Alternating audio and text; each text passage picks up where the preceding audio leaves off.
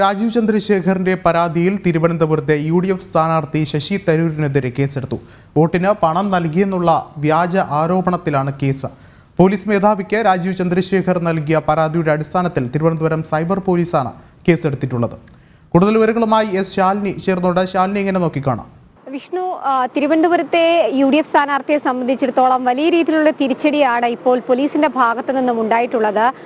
ഔദ്യോഗികമായി രാജീവ് ചന്ദ്രശേഖറിന്റെ പരാതിയിൽ ഇപ്പോൾ കേസെടുത്തിരിക്കുകയാണ് ശശി തരൂരിനെതിരെ. സിറ്റിംഗ് എം പി കൂടിയായ ശശി തരൂർ കഴിഞ്ഞ ദിവസമാണ് പൊഴിയൂർ വലിയതുറ ഉൾപ്പെടെയുള്ള മേഖലകൾ കേന്ദ്രീകരിച്ച് ഇത്തരത്തിൽ ശശി തരൂർ വ്യാജ പ്രചരണം നടത്തിയത്. ആ വ്യാജ പ്രചരണത്തിനെതിരെ അന്ന് തന്നെ ശശി തരൂരിനെതിരെ വലിയ രീതിയിലുള്ള വിമർശനം ഉയരുകയും ഒപ്പം തന്നെ രാജീവ് ചന്ദ്രശേഖർ തെരഞ്ഞെടുപ്പ് കമ്മീഷനിലും തൊട്ടു പിന്നാലെ തന്നെ DGPക്കും പരാതി നൽകുന്ന ഒരു സാഹചര്യം ഉണ്ടായിരുന്നു.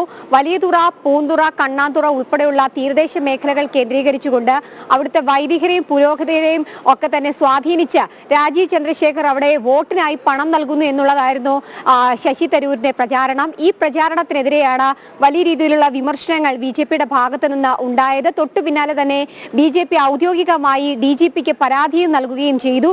ഈ പരാതിയാണ് ഇപ്പോൾ DGP കേസെടുത്തിരിക്കുന്നത്. തിരുവനന്തപുരത്തെ സിറ്റിംഗ് MP കൂടിയായ ശശി തരൂരിനെതിരെ ഔദ്യോഗികമായി കേസെടുത്തുകൊണ്ടാണ് പോലീസ് നടപടികൾ കടുപ്പിക്കുന്നത്.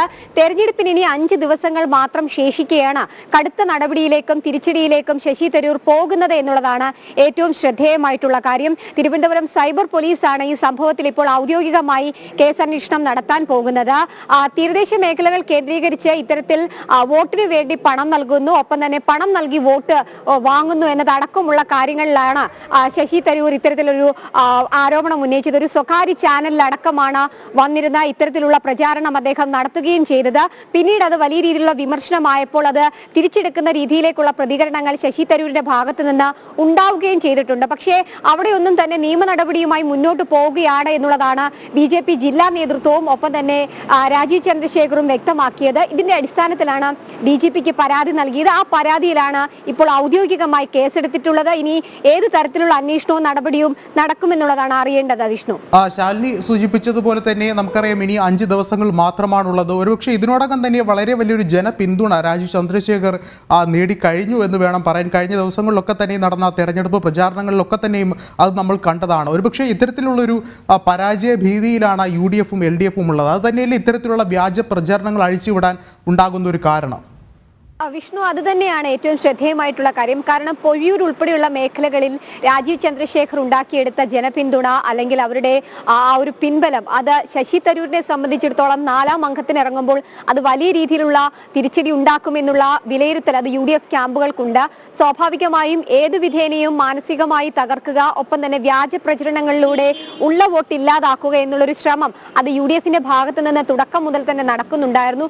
ഇതിന്റെ ഭാഗമായിട്ടാണ് രാജീവ് ചന്ദ്രശേഖറിനെതിരെ അടിക്കടിയായിട്ടുള്ള വ്യാജ പ്രചരണങ്ങൾ UDF ക്യാമ്പുകളിൽ നിന്നും ഒപ്പം തന്നെ ശശി തരൂരിന്റെ ഭാഗത്ത് നിന്നും ഉണ്ടാവുകയും ചെയ്തത്. ഇതിൽ ആദ്യത്തെ വ്യാജ പ്രചരണം തെരഞ്ഞെടുപ്പ് പത്രികയിൽ അദ്ദേഹം നൽകിയിട്ടുള്ള അദ്ദേഹത്തിന്റെ രേഖകൾ, അദ്ദേഹത്തിന്റെ സ്വത്ത് വിവരങ്ങൾ വ്യാജമാണ് എന്നുള്ളതാണ്. പക്ഷേ അവിടെയും തിരിച്ചടി നേരിട്ട ശശി തരൂരാണ്. തൊട്ടു പിന്നാലെ തന്നെ ഇത്തരത്തിൽ പുരോഹിതർക്കും അതേപോലെ തന്നെ വൈദികർക്കും ഒക്കെ തന്നെ പണം നൽകി ഈ തീരദേശ മേഖലയിലെ വോട്ട് മുഴുവനായി രാജീവ് ചന്ദ്രശേഖർ വിലയ്ക്ക് വാങ്ങുകയാണ് എന്നുള്ള രീതിയിൽ പ്രചാരണം നടത്തിയത്.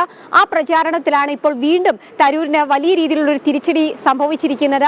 ഔദ്യോഗികമായി DGPക്ക് നൽകിയിട്ടുള്ള പരാതിയിൽ കേസെടുത്തിരിക്കുകയാണ്. ഒപ്പം തന്നെ തെരഞ്ഞെടുപ്പ് കമ്മീഷന്റെ ഭാഗത്തു നിന്നും ഇക്കാര്യത്തിൽ നടപടി ഉണ്ടാകുമെന്നുള്ളതിൽ സംശയമില്ല. എന്തായാലും 4ാം അംഗത്തിന് ഇറങ്ങുന്ന തരൂരിനെ സംബന്ധിച്ചിടത്തോളം ഏറെ വെല്ലുവിളികൾ തിരുവനന്തപുരം ലോക്സഭാ മണ്ഡലത്തിൽ ഉണ്ടാകുന്നുണ്ട്. പ്രത്യേകിച്ച് കഴിഞ്ഞ 15 വർഷം തരൂർ എന്ത് ചെയ്തു എന്നൊരു ചോദ്യം തീരദേശ മേഖല ഉൾപ്പെടെ നഗര ഗ്രാമ മേഖലകളിലൊക്കെ തന്നെ ഉയരുകയാണ്. ഈ സാഹചര്യത്തിൽ കൂടിയാണ് ഇത്തരത്തിൽ വ്യാജ പ്രചരണം നടത്തിക്കൊണ്ട് വ്യക്തമാണ്. ശാലിനിയാണ് വിശദമായ റിപ്പോർട്ടുകൾ പങ്കുവച്ചത്.